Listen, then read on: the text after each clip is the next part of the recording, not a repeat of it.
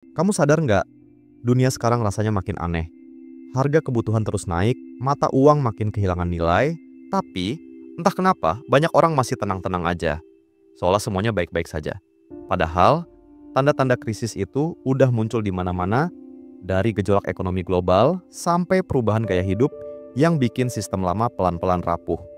Dan yang lebih mengkhawatirkan, banyak orang masih menyimpan aset yang justru bisa jadi bumerang di masa krisis nanti. Krisis 2030 bukan ramalan, tapi arah yang sedang kita tuju. Pertanyaannya, kamu siap nggak kalau aset yang kamu banggakan hari ini ternyata jadi sumber kerugian besok? Yuk, kita bahas satu persatu sebelum terlambat. Aset pertama yang kelihatannya aman, tapi sebenarnya berbahaya, adalah uang tunai berlebih. Kita tumbuh dengan mindset bahwa menabung itu selalu langkah terbaik.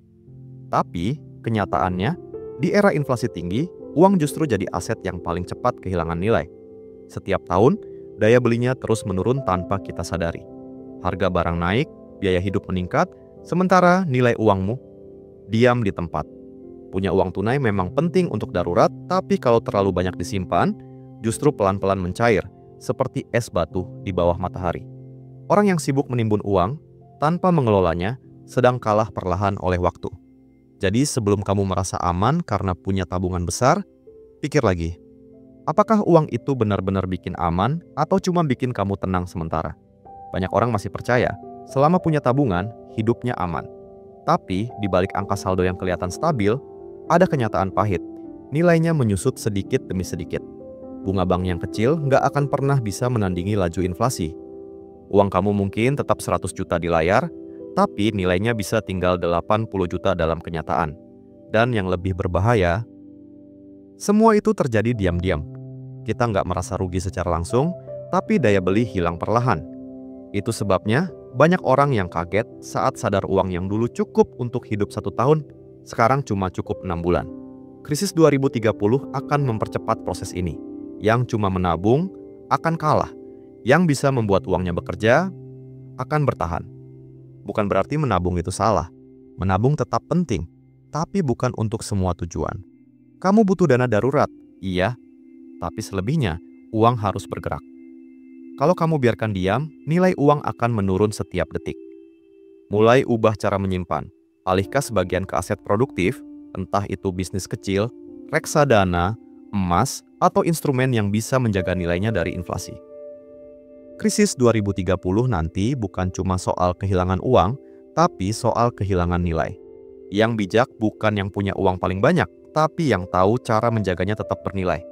Jadi sebelum tahun-tahun besar itu datang, pastikan kamu nggak cuma menabung, tapi juga menyiapkan sistem agar uangmu tetap hidup, bahkan saat dunia sedang goyah. Aset kedua yang sering disalahpahami, properti yang nggak menghasilkan apa-apa. Banyak orang berpikir, punya tanah atau rumah pasti aman, nilainya nggak akan turun. Padahal, kenyataannya nggak sesederhana itu. Kalau properti kamu nggak disewakan, nggak digunakan, dan nggak ada arus kas yang masuk, itu bukan aset, tapi beban. Kamu tetap harus bayar pajak, perawatan, bahkan kadang biaya keamanan. Dan di masa krisis, beban-beban kecil seperti ini bisa jadi bola salju.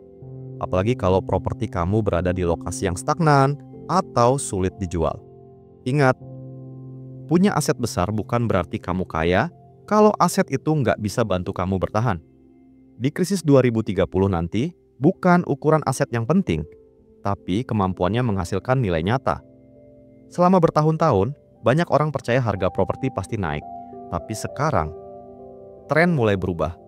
Banyak daerah yang dulunya ramai, kini mulai sepi. Anak muda nggak lagi tertarik beli rumah besar. Mereka cari fleksibilitas, sewa jangka pendek, kerja remote, hidup minimalis. Kota-kota kecil yang dulu jadi rebutan, perlahan kehilangan daya tarik karena perubahan gaya hidup. Dan di sisi lain, biaya perawatan, pajak, dan suku bunga terus meningkat.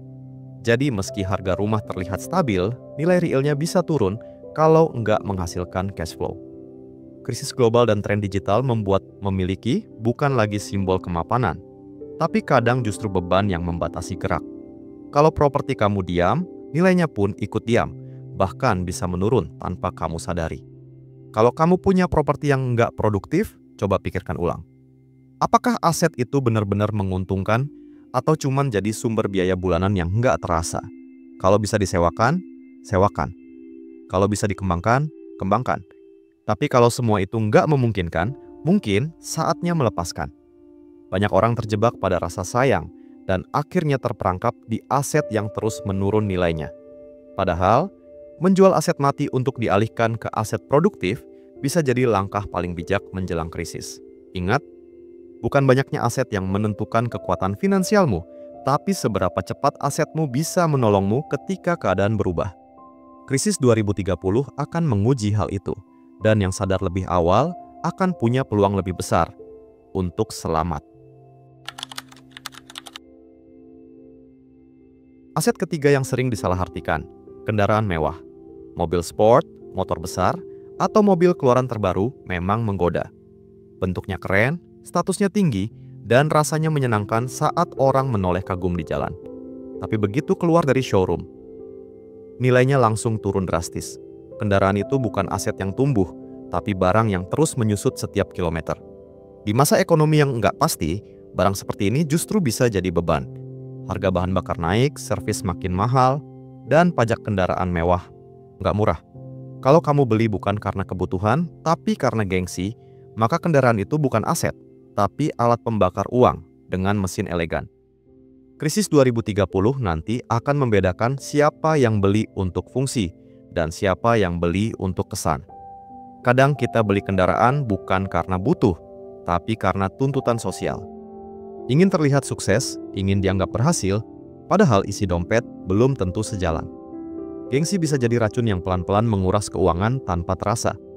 Setiap bulan keluar biaya bensin, perawatan, asuransi, dan cicilan yang tak kunjung habis. Nilai kendaraan terus menurun, tapi ego kita malah makin tinggi untuk menutupinya. Dan saat ekonomi goyah, aset seperti ini nggak bisa diselamatkan. Kamu nggak bisa menjualnya dengan harga beli, dan peminat pun berkurang drastis. Krisis bukan hanya soal kehilangan uang, tapi juga soal kehilangan kendali atas gaya hidup. Karena banyak orang terjebak dalam tampilan sukses, tapi sebenarnya sedang jalan di atas jurang finansial. Coba tanya ke diri sendiri, kendaraan yang kamu punya menghasilkan atau menghabiskan? Kalau mobilmu dipakai buat kerja, antar barang, atau bantu produktivitas, itu masih logis. Tapi kalau cuma dipajang di garasi, jarang dipakai, dan bikin tagihan terus datang, itu bukan aset, itu hobi mahal. Nggak salah punya impian punya mobil bagus, tapi pastikan waktunya tepat. Bangun dulu fondasi finansial yang kuat, baru penuhi keinginan. Karena di masa krisis nanti, yang kamu butuh bukan kendaraan mahal, tapi kendaraan finansial yang bisa membawa kamu tetap bertahan. Belajar menunda kesenangan hari ini demi stabilitas masa depan bukan berarti kamu kalah. Itu justru tanda kamu lebih dewasa dari ego sendiri. Aset keempat yang patut diwaspadai adalah aset digital spekulatif tanpa fundamental. Banyak orang terpesona dengan cerita kaya mendadak dari kripto, token baru, atau proyek digital yang katanya revolusioner. Tapi jarang yang sadar, di balik setiap kisah sukses itu, ada ribuan orang lain yang kehilangan semua modalnya. Masalahnya bukan di aset digitalnya, tapi di mindset cepat kaya. Banyak token dan proyek dibuat hanya untuk memanfaatkan hype, bukan membangun nilai. Begitu tren mereda, harga langsung anjlok, bahkan hilang tanpa jejak. Krisis 2030 nanti bisa jadi titik di mana pasar digital disaring habis-habisan. Yang punya nilai nyata akan bertahan, yang cuma dibangun dari janji manis akan lenyap begitu kepercayaan hilang. Kalau kamu masih pegang aset tanpa dasar kuat, hati-hati, kamu sedang menaruh harapan di atas awan. Kamu mungkin pernah lihat seseorang mendadak kaya dari aset digital tertentu. Harga tokennya naik ratusan persen dalam semalam, dan rasanya seperti kesempatan emas. Tapi yang jarang diceritakan adalah banyak orang yang beli di puncak, lalu kehilangan segalanya ketika pasar berbalik. Itulah ilusi terbesar dari dunia digital spekulatif. Semuanya tampak mudah, sampai kenyataan datang. Krisis ekonomi global, perubahan regulasi, atau penurunan kepercayaan bisa menghancurkan nilai aset dalam hitungan jam. Dan lebih parahnya lagi, banyak proyek yang ternyata tak punya produk, tak punya tim jelas, bahkan tak punya rencana jangka panjang. Mereka hanya menjual mimpi, bukan solusi. Kamu bisa kehilangan uang, waktu, bahkan semangat berinvestasi hanya karena terbujuk janji manis yang viral di internet. Kalau kamu tertarik dengan aset digital, bukan berarti harus menjauh sepenuhnya. Teknologi blockchain dan aset kripto punya potensi besar. Tapi semua itu tetap butuh analisis, riset, dan pemahaman yang kuat. Sebelum menaruh uang, pastikan proyeknya punya fungsi nyata, tim yang bisa dilacak, dan produk yang benar-benar digunakan orang. Jangan tergoda oleh grafik hijau dan testimoni bombastis, karena itu seringkali hanya jebakan euforia. Ingat, uang mudah datang hanya di cerita promosi. Di dunia nyata, semua butuh proses. Krisis 2030 akan jadi momen penyaringan besar-besaran di dunia digital. Dan yang bertahan hanyalah proyek dengan nilai, bukan sekadar nama. Jadi, bijaklah. Bukan berarti kamu harus takut dengan aset digital, tapi jadilah investor, bukan penjudi. Aset kelima ini agak unik, karena bentuknya bukan benda, tapi kebiasaan. Ya, gaya hidup boros dan cicilan konsumtif. Banyak orang nggak sadar kalau gaya hidup mereka sudah jadi liabilitas berjalan. Setiap kali penghasilan naik, yang naik duluan justru keinginan, bukan tabungan. Ganti gadget baru, beli mobil lebih besar, nongkrong di tempat lebih mahal. Semua demi terlihat berhasil. Padahal, kesuksesan sejati bukan di seberapa banyak kamu beli, tapi seberapa tenang kamu hidup, tanpa utang. Krisis 2030 nanti akan jadi ujian besar untuk orang yang hidup dari cicilan ke cicilan. Karena ketika ekonomi goyah, bunga naik dan pendapatan menurun, gaya hidup mewah akan berubah jadi jerat yang menyesakkan. Yang boros hari ini bisa jadi yang paling dulu goyah nanti. Lucunya, banyak orang merasa hidupnya naik kelas karena punya cicilan. Padahal, mereka nggak sadar sedang menukar masa depan demi kenyamanan sesaat. Cicilan gadget, cicilan mobil, cicilan kartu kredit. Semua terasa ringan di awal, tapi makin berat seiring waktu. Dan saat inflasi melonjak, pekerjaan tak seaman dulu, atau krisis mulai menggigit. Semua kemewahan kecil itu berubah jadi beban besar. Gaya hidup boros adalah racun yang disamarkan dengan istilah modern, self-reward. Kita menghibur diri dengan pembenaran, padahal sedang mempersulit diri sendiri. Krisis 2030 bukan hanya soal ekonomi global, tapi juga tentang cara kita mengatur hidup. Yang bisa menahan diri hari ini akan punya ruang bernapas lebih lega di masa depan. Karena bertahan bukan soal penghasilan tinggi, tapi pengeluaran yang terkendali. Mulai sekarang, coba ubah pandanganmu soal gaya hidup. Bukan berarti kamu harus hidup miskin, tapi hidup dengan kesadaran. Beli barang karena butuh, bukan karena ingin terlihat punya. Kurangi cicilan konsumtif, perbanyak aset produktif, dan yang paling penting, biasakan hidup di bawah kemampuan finansialmu, bukan di atasnya. Krisis 2030 nanti akan datang tanpa banyak peringatan. Mereka yang hidup pas-pasan tapi disiplin akan jauh lebih tenang daripada yang kelihatannya kaya tapi penuh beban utang. Kesederhanaan bukan tanda kekurangan, tapi bukti kamu bisa mengendalikan diri. Di masa depan yang penuh ketidakpastian, pengendalian diri adalah bentuk kekayaan paling berharga. Karena pada akhirnya, bukan seberapa tinggi gaya hidupmu yang menentukan, tapi seberapa siap kamu kalau dunia tiba-tiba berubah arah. Aset keenam ini sering bikin banyak orang terlena. Saham perusahaan besar yang kelihatannya aman. Nama besar sering jadi ilusi. Kita pikir perusahaan ini udah puluhan tahun berdiri, pasti stabil. Padahal, sejarah bisnis selalu menunjukkan satu hal. Yang nggak berubah akan tertinggal. Banyak perusahaan yang dulu jadi raksasa, kini tinggal nama. Kenapa? Karena mereka gagal beradaptasi. Dunia sudah masuk ke era digital, otomatisasi, dan kecerdasan buatan. Perusahaan yang nggak ikut bergerak akan kalah oleh startup kecil yang lebih gesit dan inovatif. Krisis 2030 bisa jadi titik di mana perusahaan-perusahaan tua tanpa inovasi benar-benar tumbang. Jadi kalau kamu masih pegang saham hanya karena terlalu besar untuk gagal, ingatlah, justru yang besar kadang jatuh paling keras. Kamu pasti tahu beberapa merek besar yang dulu kita kenal sejak kecil, kini mulai menghilang. Toko-toko legendaris tutup, pabrikan besar bangkrut, dan bisnis yang dulu dianggap abadi kini digantikan oleh model digital baru. Perubahan nggak datang tiba-tiba, tapi perlahan. dan pasti. Masalahnya, investor sering nggak sadar karena terlalu percaya dengan kejayaan masa lalu. Padahal, masa depan nggak peduli seberapa lama kamu bertahan di masa lalu. Yang penting, seberapa cepat kamu beradaptasi hari ini. Krisis global, disrupsi teknologi, dan perubahan perilaku konsumen akan jadi badai besar di 2030 nanti. Dan saham-saham yang tidak berinovasi akan tersapu duluan.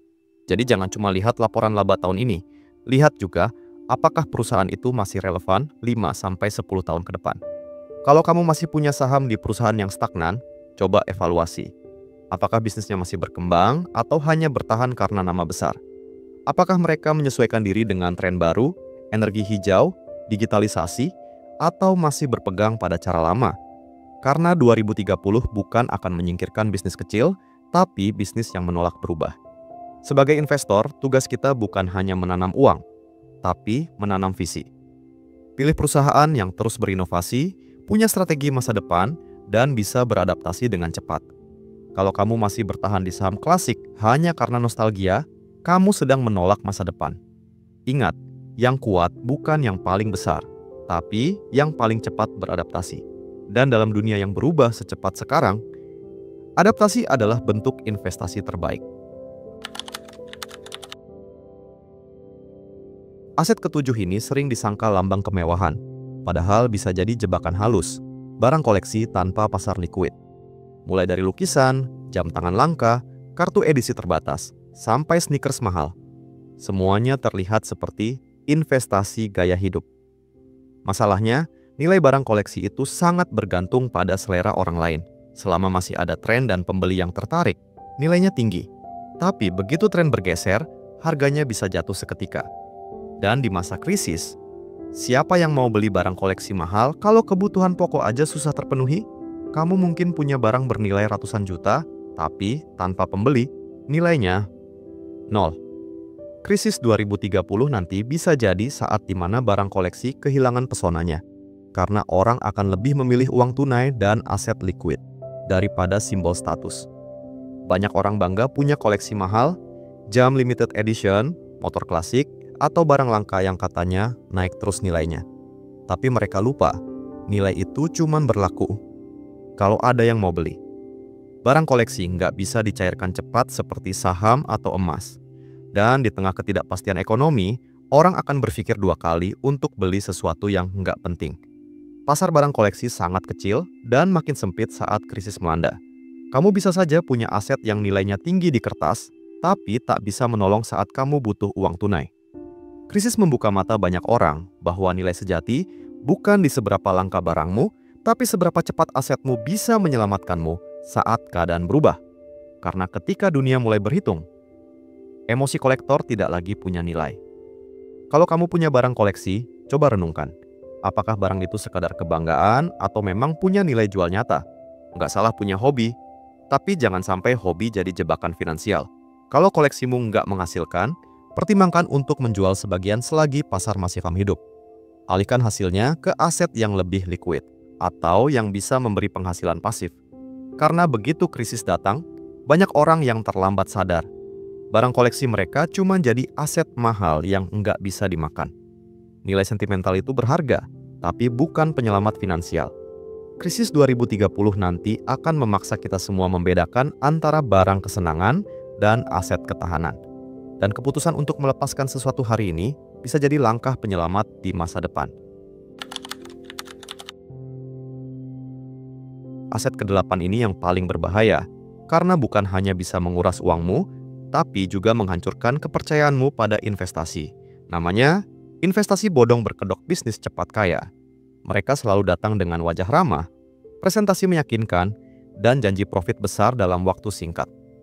Modal kecil, untung cepat. Begitu katanya. Dan lucunya, orang yang cerdas sekalipun bisa terjebak. Karena yang dimainkan bukan logika, tapi emosi. Rasa serakah, takut ketinggalan, dan percaya pada testimoni palsu membuat kita mudah terpikat. Padahal di balik semua janji itu, seringkali tak ada produk nyata, tak ada izin resmi, dan tak ada bisnis berjalan. Hanya skema yang berputar dari uang orang baru ke orang lama, sampai akhirnya runtuh. Krisis 2030 nanti bisa jadi ladang empuk bagi penipu seperti ini. Karena di masa panik, orang akan mencari jalan pintas. Dan disitulah jebakan dimulai. Sekarang, penipuan nggak lagi terlihat murahan. Mereka tampil profesional, pakai kantor mewah, influencer terkenal, bahkan endorsement dari figur publik. Janji keuntungan tetap, bonus harian, hingga testimoni sukses bertebaran di media sosial. Semuanya dibuat untuk satu tujuan, menciptakan ilusi kepercayaan. Dan begitu kamu ikut, kamu akan merasa sedang ambil keputusan pintar, sampai uangmu menguap tanpa jejak. Kebanyakan orang baru sadar setelah terlambat, ketika perusahaan tutup, website hilang, dan semua kontak tak bisa dihubungi. Inilah bentuk penipuan era modern, lebih halus, lebih canggih, dan lebih cepat menghancurkan. Jadi sebelum tergoda oleh janji profit tinggi, tanyakan hal sederhana. Dari mana sebenarnya keuntungan ini datang? Kalau kamu nggak bisa menjawab dengan logika bisnis yang jelas, kemungkinan besar kamu sedang menaruh uang di lubang gelap. Krisis global menciptakan ketidakpastian, dan dari ketidakpastian muncul rasa takut. Ketika banyak orang takut kehilangan uang, mereka jadi mudah percaya pada siapapun yang menawarkan harapan. Inilah yang dimanfaatkan para penipu. Mereka tahu cara bicara manis, tahu cara menenangkan, bahkan tahu cara membuatmu merasa spesial karena diajak bergabung. Padahal, setiap skema cepat kaya punya pola yang sama. Janji besar di awal, ajakan agresif, dan ujungnya hilang tanpa kabar. Ingat, dunia investasi sejati butuh waktu, ilmu, dan kesabaran. Kalau ada yang menjanjikan cuan cepat tanpa risiko, itu bukan peluang, itu umpan. Jangan biarkan rasa takut ketinggalan membuatmu kehilangan segalanya. Lebih baik ketinggalan kesempatan daripada kehilangan seluruh masa depan. Krisis 2030 bukan akhir dunia, tapi mungkin akhir dari cara lama kita memandang dunia. Segalanya sedang berubah. Cara kita bekerja, berinvestasi, dan menjaga kekayaan. Yang dulu dianggap aman, kini bisa jadi berisiko. Yang dulu kita abaikan, justru bisa jadi penyelamat. Kita sedang memasuki era di mana bertahan bukan soal siapa yang paling kaya, tapi siapa yang paling sadar dan siap beradaptasi. Krisis bukan musuh, tapi cermin yang memaksa kita menata ulang hidup. Mulai sekarang, evaluasi asetmu, perbaiki kebiasaanmu, dan siapkan strategi untuk masa depan. Karena yang kamu simpan hari ini bisa menentukan apakah kamu selamat atau terseret arus perubahan nanti.